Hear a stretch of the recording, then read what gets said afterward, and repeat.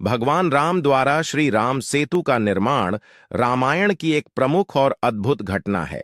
जब राम की सेना लंका पहुंचने के लिए समुद्र पार करने का मार्ग खोज रही थी, तो उनके सामने समुद्र को पार करने की बड़ी चुनौती आई। सबसे पहले भगवान राम ने समुद्र देव से सेतु निर्माण की अनुमति प्राप्त की। जब समुद्र देव प्रकट नहीं हुए, तो राम ने अपने धनुष पर बाण चढ़ाया, जिससे समुद्र देव उनके समक्ष प्रकट हुए और सेतु निर्माण की अनुमति दी। राम की सेना में 2 वानर, नल और नील थे, जिन्हें दिव्य शक्तियां प्राप्त थीं। इन्हें सेतु निर्माण की विशेष क्षमता प्राप्त थी। इनके नेतृत्व में वानर सेना ने पत्थरों और चट्टानों को एकत्रित किया। वानरों ने पत्थरों पर राम नाम लिखा।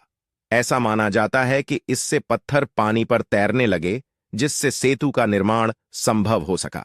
इसके बाद वानर सेना ने इन पत्थरों और चट्टानों को समुद्र में डालकर एक पुल का निर्माण किया, जो भारत के दक्षिणी तट से लंका तक जाता था। इस प्रकार रामेश्वरम, भारत से लंका, वर्तमान श्रीलंका तक एक विशाल सेतु का निर्माण किया गया, जिसे राम सेतु या एडम्स ब्रिज के नाम से जाना जाता है। राम सेतु के निर्माण में दिव्य शक्तियों का भी योगदान माना जाता है, जिससे यह कार्य सिर्फ 5 दिनों में पूरा हो गया। श्री राम सेतु का निर्माण होने के बाद भगवान राम ने समुद्र देव के साथ यज्ञ का आयोजन किया और उन्होंने यज्ञ से पहले शिवलिंग की स्थापना की। इससे भगवान शिव का आशीर्वाद मिला और उन्होंने सेना के साथ लंका के प्रति अपना यात्रा।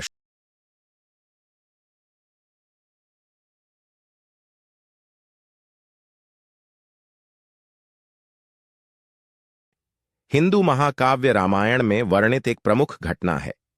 इस युद्ध की शुरुआत तब हुई जब लंका के राजा रावण ने राम की पत्नी सीता का अपहरण कर लिया।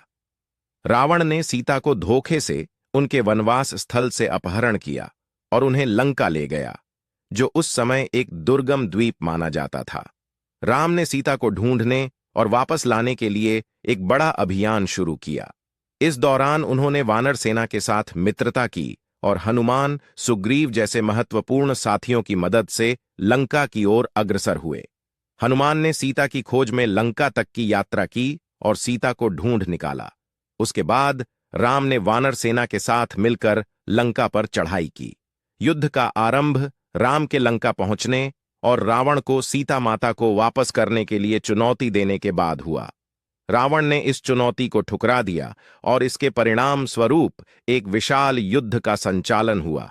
यह युद्ध कई दिनों तक चला, जिसमें दोनों पक्षों के कई योद्धा मारे गए। अंततः राम ने रावण को पराजित किया और सीता को मुक्त कराया।